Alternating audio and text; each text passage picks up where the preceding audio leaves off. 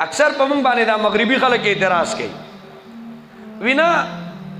زنانه دوی وی چې په قید کې به ساتي په پرده کې به ساتي لوپټه باندې پسري بلوپټه به پسري برقه او پسري په حیا کې بوسي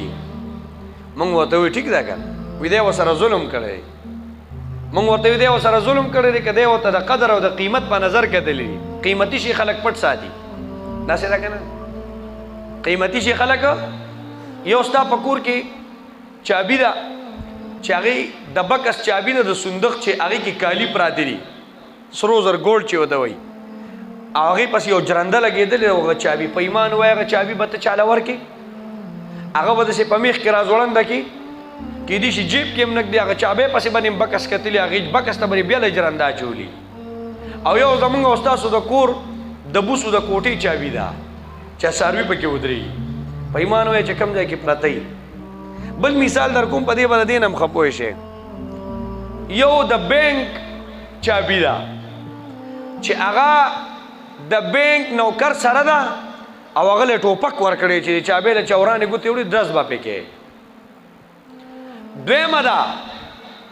یو هغه سره زر دي چې تا سره کور کې په بکس کې پراته دي هغه دې پټ ساتلې دي ځکه قیمتي دي او یو هغه دي چې د ګیلوټو نه جوړ دي نو کو د کور په صحن کې پراتی او که په میز پراتی او که په سنگار میز پراتی او که ماشومانو غوږو کې واچول او که جا واچول قیمتي شي خلک پټ ساتي دا څه ده کنه ده زنانه قیمتي دي شریعت پټ ساتلې دي او زنانه ټول عزت ده ځکه د زنانه ته په اردو کې عورت وایي څه ورته وایي او دا علما هم ناست دي تاسو هم عورت پټ ځای ته وایي د حیا ځای ته وایي ورته کنه او د حیا ځای ښکاره ښکاري که پټ ښکاري دا چې پټ وي نو ښکاري بله ده چې کله هم یو ځای ته خلک د غلا په نظر ګوري یو ځای ته خلک د بېعزتۍ په نظر ګوري یو خلک یو ځای ته د خونخوارۍ په نظر ګوري نو دا د هغې محل بېعزتي ده زنانه چې بې حجابه وي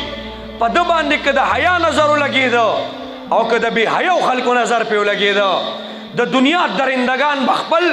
خونخوار نظرونه د هغې پاکې زنانه په سپینې حیا باندې لګوي شریعت وایي دا دې په برقه او لوپټه او حیا کې اوسېږي چې په دې باندې بې حیا نظرونه او غلط نظرونه نه لګي په ایمان وایي د عزت په نظر یې ورته کتلي دي که نه